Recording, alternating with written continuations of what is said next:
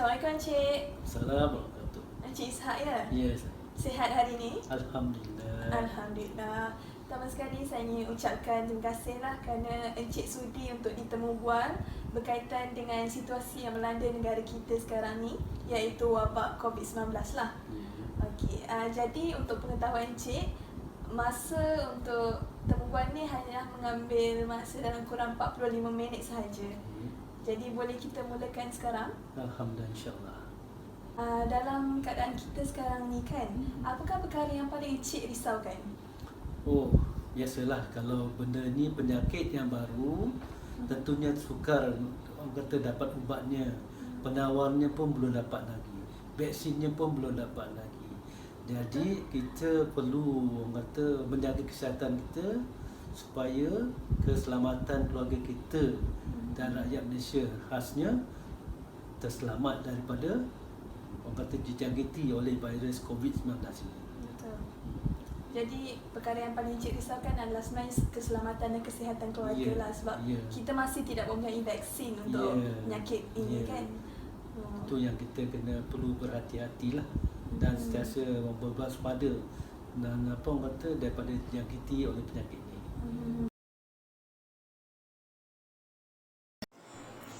Okey, Encik Aiman, apakah perkara yang paling Encik Aiman risaukan pada saat sekarang ni, iaitu perintah kawalan pergerakan yang disebabkan oleh virus COVID-19? Baiklah, terlebih dahulu saya ingin nyatakan yang saya memegang 3 tanggungjawab ini. Kedua adalah sebagai manusia dan yang ketiga adalah sebagai rakyat.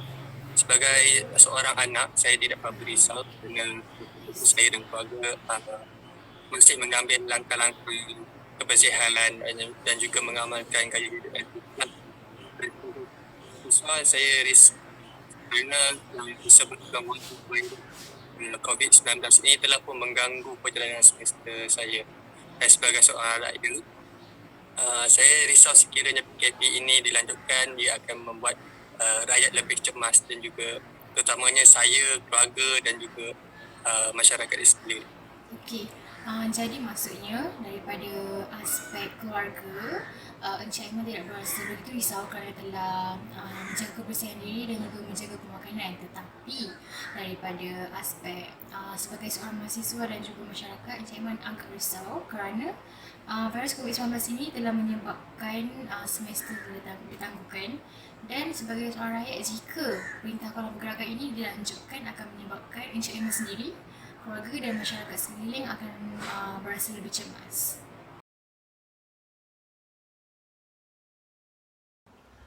Baiklah, pada pendapat awak, apakah isu yang boleh kita kaitkan dengan isu COVID-19 ini yang mana kita boleh gunakan untuk dijadikan pengajaran kepada masyarakat? Pada pendapat saya, COVID-19 ni memberi impak yang sangat besar terhadap ekonomi negara. Dan orang yang paling terkesan dengan COVID-19 ini adalah merupakan golongan B40. Jadi pengajarannya di sini saya rasa sebelum kita mendapatkan peruntukan daripada kerajaan, kita harus menyemak terlebih dahulu bahawa kita ini berhak ataupun kita sedang mengambil hak orang lain yang lebih memerlukan. Jadi apa yang awak cuba sampaikan ialah mengambil hak orang lain itu adalah perkara yang tidak wajar berlaku dalam kalangan masyarakat. Ia merupakan perbuatan yang sangat tidak bertanggungjawab.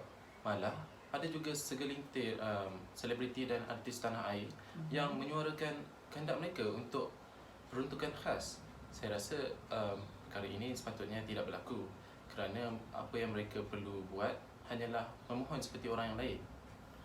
Jadi apa yang awak maksudkan ialah ada golongan yang sepatutnya memohon secara sama seperti orang lain, tapi mereka mengambil kesempatan untuk mendapatkan peruntukan khas. Ya, tepat sekali. Jadi itu sajalah.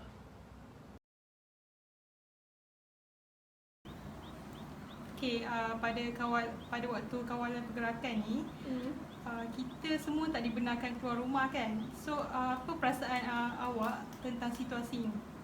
Okey, apa yang saya rasa adalah saya rasa macam bosan duduk di rumah. Lepas tu rasa grounded, and then macam macam kita banyak buang waktu dekat rumah, padahal kita macam tak tahu nak buat apa dekat rumah. Okey. Selain itu, apa awak rasa lagi? Saya rasa banyak masa lah dengan keluarga sepanjang perintah berkurung ni, dengan keluarga saudara nenek saya, sebab saya duduk dengan diorang.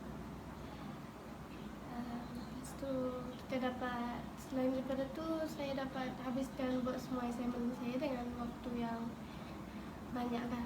Adalah kebaikan dan keburukannya. Kalau dalam masa perintah berkurung ni, tak semuanya kita pandang negatif. Macam tu lah. Okey, saya boleh ringkaskan apa yang awak telah katakan sebelum ni dan sekarang.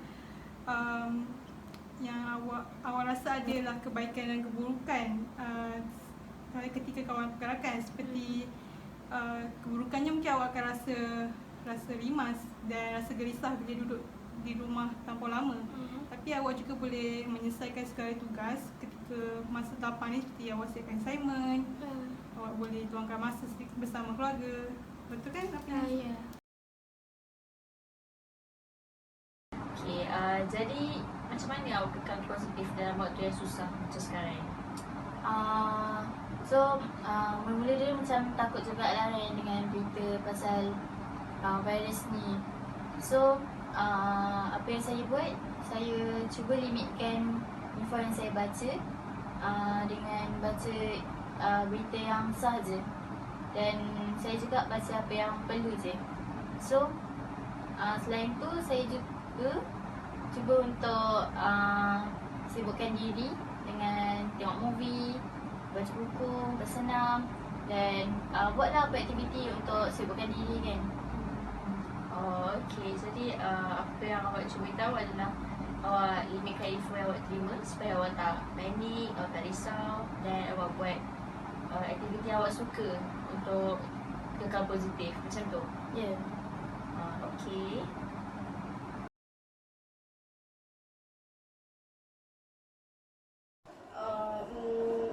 Boleh perkenalkan nama dengan asal.